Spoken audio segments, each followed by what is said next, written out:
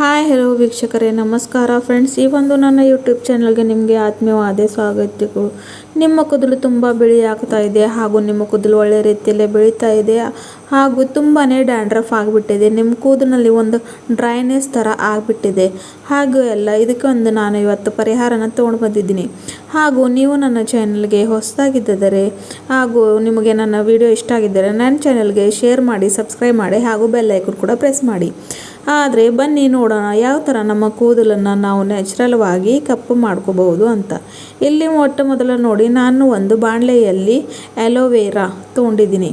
Aloe vera ಅಂತೂ ನಮ್ಮ ಕೂದಲಿಗಾಗಿ ತುಂಬಾ ಒಳ್ಳೆ.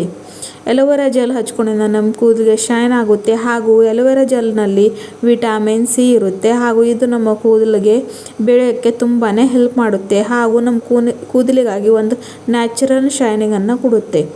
ಹಾಗಾಗಿ ಈಗ ನಾನು ಇದರಲ್ಲಿ ಒಂದು ಅರ್ಧ ಸ್ಪೂನಷ್ಟು ಮೆಂತ್ಯಕಾಳನ್ನು ಹಾಕ್ತಾಯಿದ್ದೀನಿ. ಮೆಂತ್ಯಕಾಳಂತೂ ಕೂದಲಿಗೆ ತುಂಬ ಉಪಯೋಗ ಬರೋಂಥ ವಸ್ತು. ಮೆಂತ್ಯಕಾಳಿನಲ್ಲಿ ಹೈಯೆಸ್ಟ್ ಮಾತ್ರೆಯಲ್ಲಿ ಲೋಹ ಪದಾರ್ಥ ಇರುತ್ತೆ, ಐರನ್ ಇರುತ್ತೆ. ಹಾಗಾಗಿ ನಾನು ಇಲ್ಲಿ ಮೆಂತ್ಯಕಾಳು ಹಾಕೋತಾ ಇದ್ದೀನಿ. ಹಾಗೆ ಇದಕ್ಕೆ ನಾನು ಒಂದು ಸ್ಪೂನಷ್ಟು ಟೀ ಪುಡಿನ ಹಾಕೋತಾ ಇದ್ದೀನಿ, ಅಂದರೆ ಚಾಯ್ ಪತ್ತಿ ಹಾಕೋತಾ ಇದ್ದೀನಿ. ಹಾಗೂ ಇಲ್ಲಿ ನಾನು ಕರಿಬೇವನ್ನು ಕೂಡ ಆ್ಯಡ್ ಮಾಡ್ಕೋತಾ ಇದ್ದೀನಿ. ಇವು 4 ಪದಾರ್ಥ ನಮ್ಮ ಕೂದಲಿಗಾಗಿ ಒಳ್ಳೆ ರೀತಿಯಲ್ಲಿ ಬೆಳಕು ಹಾಗೂ ಬಿಳಿ ಕೂದಲು ತಡೆಯೋಕ್ಕೆ ತುಂಬಾ ಸಹಾಯ ಮಾಡ್ತವೆ. ಹಾಗಾಗಿ ಇದನ್ನು ಬಳಸ್ಕೊಂಡು ಇವಾಗ ನಾವು ಒಂದು ಒಳ್ಳೆ ರೆಮಿಡಿಯನ್ನು ಮಾಡಿ ನಮ್ಮ ಕೂದಲಿಗಾಗಿ ನ್ಯಾಚುರಲ್ವಾಗಿ ಒಂದು ಕಪ್ಪು ಕಲರ್ ಕೊಡುವಂಥ ಡೈನ ರೆಡಿ ಮಾಡ್ಕೋಬಹುದು. ನೋಡಿ, ಇವಾಗ ನಾನು ಬಾಣಲಿನೇ ಗ್ಯಾಸ್ ಮೇಲೆ ಇಟ್ಟು ಈಗ ಇದಕ್ಕೆ ಒಂದು ಸಣ್ಣ ಕಪ್ಪಿನಷ್ಟು ನೀರು ಹಾಕೋತಾ ಇದ್ದೀನಿ. ಈ ಥರ ನಮಗೆ ಈ ಒಂದು ಮಿಕ್ಸ್ಚರ್ನ ಬಾಯ್ಲ್ ಮಾಡ್ಕೋಬೇಕಾಗಿದೆ, ಚೆನ್ನಾಗಿ ಕುದಿಸ್ಕೊಳ್ಬೇಕಾಗಿದೆ.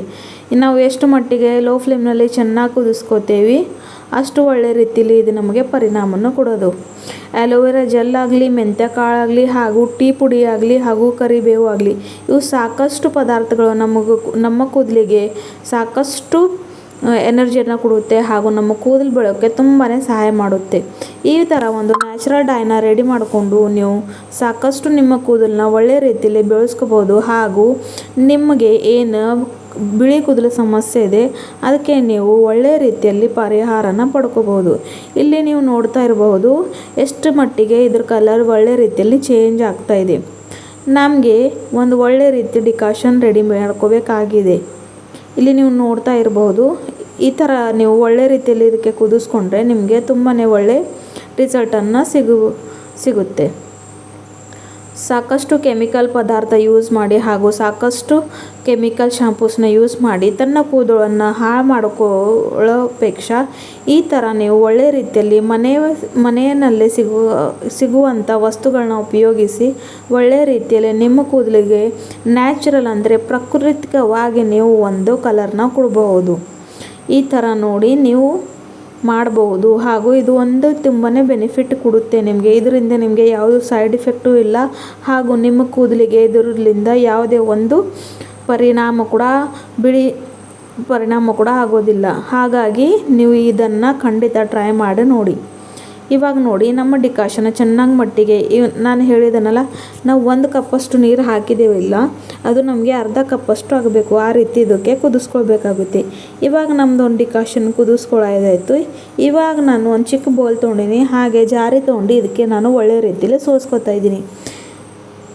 ಇಲ್ಲಿ ನೀವು ನೋಡ್ಬೋದು ಎಷ್ಟು ಒಳ್ಳೆ ರೀತಿಯಲ್ಲಿ ನಮಗೆ ಒಂದು ಡಿಕಾಷನ್ ಸಿಕ್ಕಿಬಿಟ್ಟಿದೆ.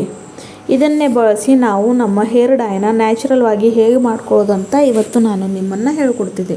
ಇವಾಗ ನಮಗೆ ಇದಕ್ಕೆ ಸ್ವಲ್ಪ ಮಟ್ಟಿಗೆ ತಣ್ಣಗಾಗಲಿಕ್ಕೆ ಬಿಡಬೇಕು.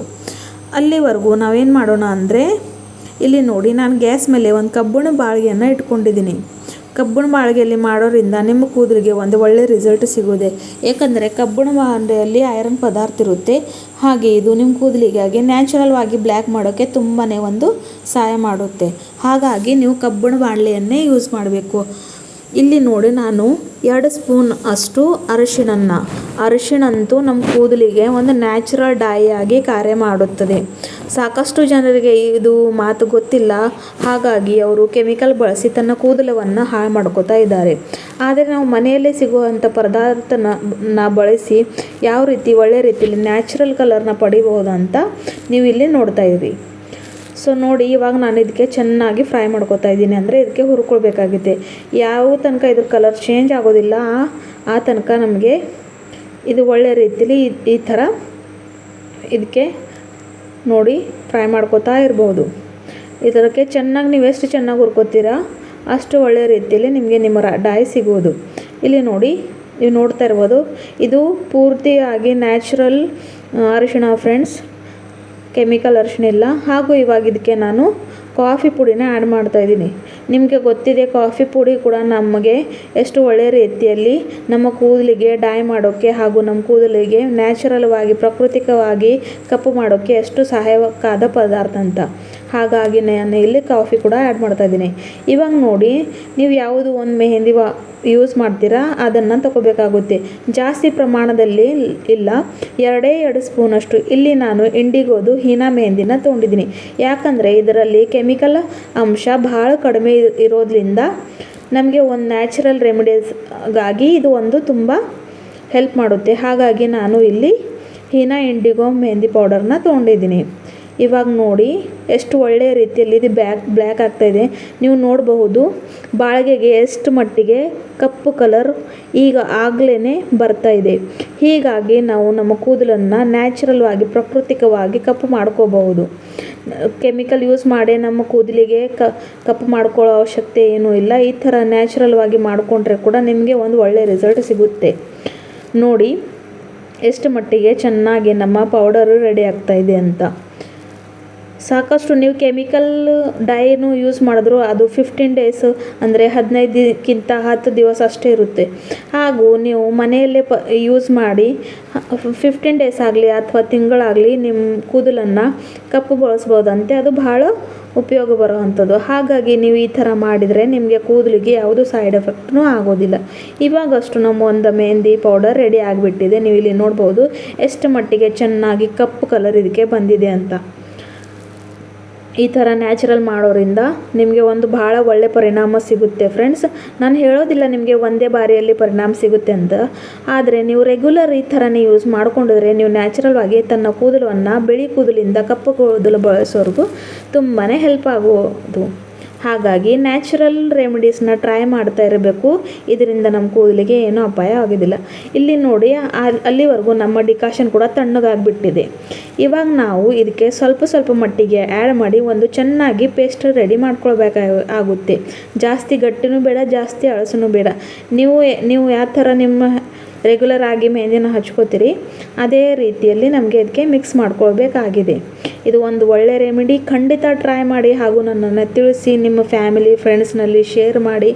ಅವ್ರಿಗೂ ಕೂಡ ಈ ಥರ ಒಂದು ನ್ಯಾಚುರಲ್ ಹೋಮ್ ರೆಮಿಡಿನ ಟ್ರೈ ಮಾಡೋಕ್ಕೆ ಹೇಳಿ. ಯಾಕಂದರೆ ಕೆಮಿಕಲ್ ಯೂಸ್ ಮಾಡು ನಮ್ಮ ಕೂದಲನ್ನ ಹಾಳು ಬಯಸ್ಕೋಗಿಂತ ಈ ಥರ ನ್ಯಾಚುರಲ್ವಾಗಿ ಕೂದಲನ್ನು ಬ್ಲ್ಯಾಕ್ ಮಾಡೋಕ್ಕೆ ಎಷ್ಟು ಸಾವಿರಾರು ಹೋಮ್ ರೆಮಿಡೀಸ್ ಇದೆ. ಹಾಗಂತೂ ನಾನು ನಿಮ್ಮನ್ನು ರಿಕಮೆಂಡ್ ಮಾಡ್ತೀನಿ. ಈ ಥರ ಮನೆಯಲ್ಲೇ ನ್ಯಾಚುರಲ್ ಪ್ರಾಕೃತಿಕವಾದ ಪದಾರ್ಥಗಳ ಸಿಗೋಲಿಂದ ನೀವು ರೆಡಿ ಮಾಡಿಕೊಂಡ್ರೆ ಇದು ನಿಮ್ಮ ಶರೀರಕ್ಕೂ ಕೂಡ ಅಪಾಯ ಆಗೋದಿಲ್ಲ ಹಾಗೂ ನಿಮ್ಮ ಕೂದಲಿಗಂತೂ ತುಂಬಾ ಒಳ್ಳೆಯದು. ಕೆಮಿಕಲ್ ಯೂಸ್ ಮಾಡೋರಿಂದ ನಮ್ಮ ಕಣ್ಣಿಗೆ ಕೂಡ ತುಂಬಾ ಎಫೆಕ್ಟ್ ಆಗುತ್ತೆ. ಹಾಗಾಗಿ ಹೋಮ್ ರೆಮಿಡೀಸ್ನ ಯೂಸ್ ಮಾಡಿದರೆ ಒಂದು ಒಳ್ಳೆ ರಿಸಲ್ಟ್ ಸಿಗೋದು. ಈ ನನ್ನ ವಿಡಿಯೋ ನಿಮಗೆ ಇಷ್ಟ ಆದರೆ ನನ್ನ ಚಾನಲ್ಗೆ ಸಬ್ಸ್ಕ್ರೈಬ್ ಮಾಡಿ. ಧನ್ಯವಾದ.